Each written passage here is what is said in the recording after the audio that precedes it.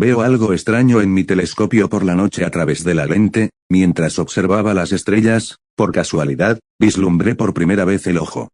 Pensé entonces que lo que veía era simplemente un reflejo, porque cuando parpadeé, parpadeó en perfecta sincronía. Quizás este reflejo fue refractado por una mota de polvo o un destello de luz difusa. Quizás el conjunto del telescopio, el tubo, una perilla o una abertura se habían movido, desorganizado, desalineado. Con un gran suspiro de derrota, me puse a hacer ajustes y a limpiar, y pasé casi la mitad de la noche allí. Pulí cada cristal 2 veces, giré cada perilla, probé todas las medidas que conocía para volver a ver las estrellas, pero cada vez que miraba por el ocular, no encontraba la constelación que buscaba ver. Lo único que encontré fue el reflejo de mis propios ojos mirándome directamente. Mientras continuaba confundiéndome, me quedé mirando fijamente durante largo rato.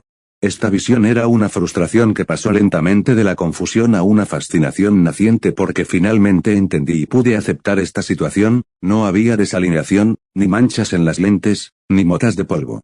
Y, sin embargo, no podía mirar más allá de ese extraño reflejo y reanudar mi observación del cielo. Así que, con creciente irritación, simplemente me devolví la mirada a mis propios ojos. Hay que reventar la cosa. Aún así, me quedé mirando y la duda empezó a aparecer. Con una inquieta autorreflexión mientras esa duda seguía desarrollándose, contemplar la extraña aparición repentina del reflejo hizo que otro pensamiento se apoderara de mí. ¿Y si este reflejo que estaba viendo ni siquiera estaba realmente allí? ¿Y si he perdido la razón? Si he perdido la razón, entonces no hay ninguna imagen reflejada allí para verla. ¿Y si esto en lo que creo no es más que un engaño? Una ilusión, sombras de sombras proyectadas en el aire vacío. ¿Y entonces qué? Di un paso atrás y levanté una mano para rascarme pensativamente la barba incipiente que crecía en mi barbilla mientras dejaba que este pensamiento se asimilara. Pero eso no era verdad. Las personas con problemas mentales carecen de la capacidad de cuestionar reflexivamente pensamientos como estos o de dudar de una sola cosa que puedan creer, decir o hacer. Porque siento que el miedo que me invade ante un pensamiento así me sirve también como prueba mensurable. Inclinándome hacia adelante, volví a presionar mi vista contra el ocular. Curiosamente, el globo ocular reflejado parecía mucho más grande que antes. Más cerca. ¿Se estaba moviendo por sí sola parte de este confundido instrumento cuando el telescopio ni siquiera se había movido? Entonces, mientras miraba mi propio reflejo, vi que parpadeaba de nuevo y sentí un escalofrío tan frío como el hielo que empezaba a hundirse en mi piel. En ese mismo momento, me di cuenta de que ese reflejo en mi telescopio no se debía a ningún mal funcionamiento interno. El tubo óptico no podía estar reflejando hacia mí la imagen de mis propios ojos. Me di cuenta de que lo que estaba mirando estaba consciente y vivo. Esto no es una imagen reflejada de mi propio ojo parpadeante que veo mientras miro al cielo, aunque una explicación de tal simplicidad sería agradable. Por este momento solo he parpadeado una vez, y observé ese ojo entre las estrellas mientras parpadeaba 2 veces. Historia 2. Estos acontecimientos comenzaron hace un mes, mientras estaba en el tren de regreso a casa después del trabajo. A todos los efectos, parecía un día como cualquier otro. Frente a mí en el tren estaba sentado mi colega Elmer, que vivía cerca de mí. Habíamos almorzado juntos un par de veces, como hacen los colegas, pero no éramos precisamente amigos. Estaba hablando por teléfono con mi querido amigo Lars y había visto en el reflejo de la ventana detrás de Elmer que estaba deslizando el dedo en Tinder. Sin embargo, cuando miré en su dirección, un gran obelisco gris del tamaño de una persona había ocupado de repente su lugar. En un abrir y cerrar de ojos había desaparecido y Elmer estaba de nuevo en su asiento. Nadie más pareció notar nada extraño, así que lo atribuí al estrés o a una migraña inminente y no le di importancia. Me equivoqué.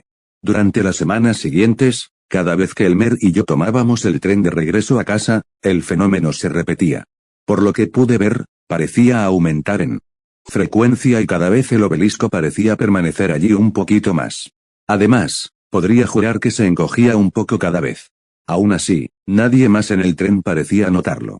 Finalmente, hace una semana, el obelisco regresó como siempre lo hace, y esta vez Elmer nunca pareció reaparecer sin importar cuánto tiempo lo miré. El tren pasó por su parada y la mía mientras yo estaba paralizada. Sentí un extraño impulso de levantarme y acercarme. En ese momento, se había encogido hasta aproximadamente el tamaño de un cartón de leche, así que lo levanté con bastante facilidad. Se sentía algo pesado, firme pero flexible y ligeramente cálido al tacto. Por alguna razón, lo traje a casa conmigo. Elmer no se presentó a trabajar al día siguiente ni ningún otro día desde entonces. Nadie parece echarlo de menos, nadie pregunta dónde está. Cuando consulté el sitio web de la empresa, ya no figuraba como empleado. El obelisco está en mi mesilla de noche, es lo último que veo cuando me voy a la cama y lo primero que veo cuando me despierto. He empezado a cogerlo varias veces al día, y cada vez siento exactamente lo mismo que cuando lo recogí por primera vez en el tren.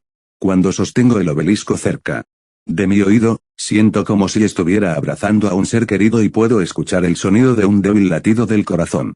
Paso cada vez más tiempo con él, cada vez que estoy lejos de casa sueño despierta con volver a él, sentirlo, acariciarlo. No creo que haya amado nunca a nadie como amo al obelisco de Elmers. He perdido el interés en interactuar con otras personas. Esta noche, alguien tocó el timbre de mi puerta. Cuando abrí la puerta, por un momento, un gran obelisco gris se alzó frente a mi apartamento. Después de parpadear, mi buen amigo Lars estaba allí de pie. Dijo que estaba preocupado por mí porque no contestaba el teléfono.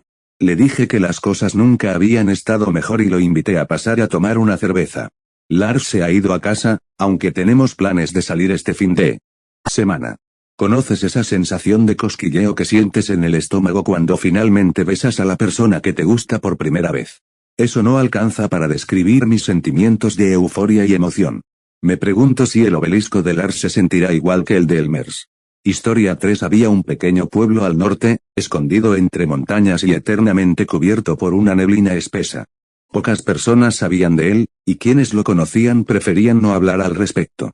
Era un lugar donde el tiempo parecía detenido, y los rumores decían que algo oscuro y maldito acechaba en sus profundidades. Los habitantes lo llamaban el Pozo de las Almas Perdidas.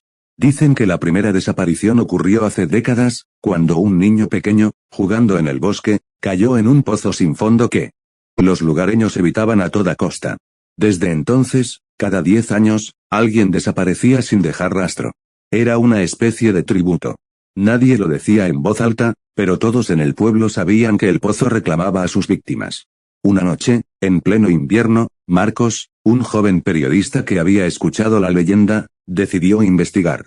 No tenía familia ni amigos cercanos, y el misterio del pozo lo había obsesionado.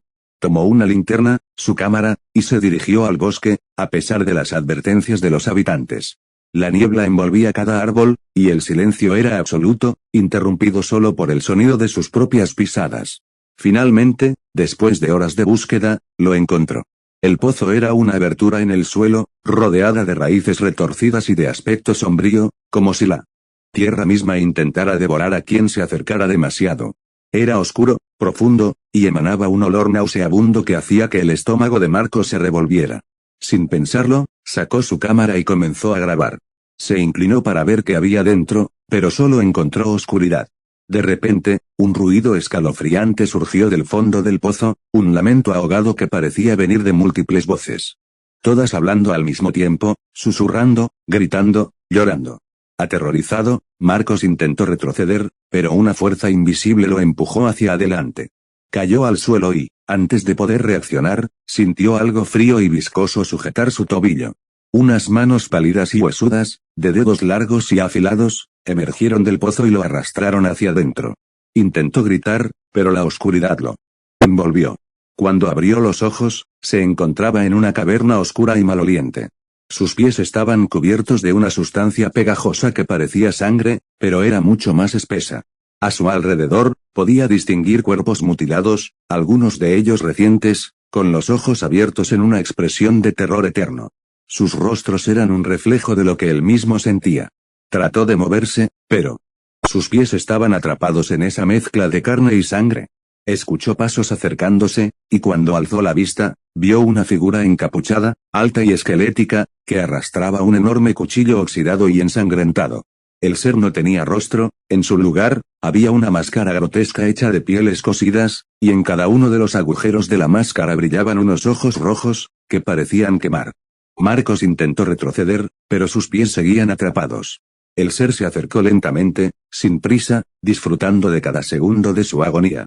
Finalmente, levantó el cuchillo y lo hundió en la pierna de Marcos, quien soltó un grito desgarrador. El dolor era insoportable, el cuchillo parecía estar vivo, retorciéndose dentro de su carne. Intentó arrancarlo, pero el ser lo sujetó con una fuerza inhumana y, con movimientos precisos y despiadados, comenzó a arrancarle la piel de la pierna, centímetro a centímetro.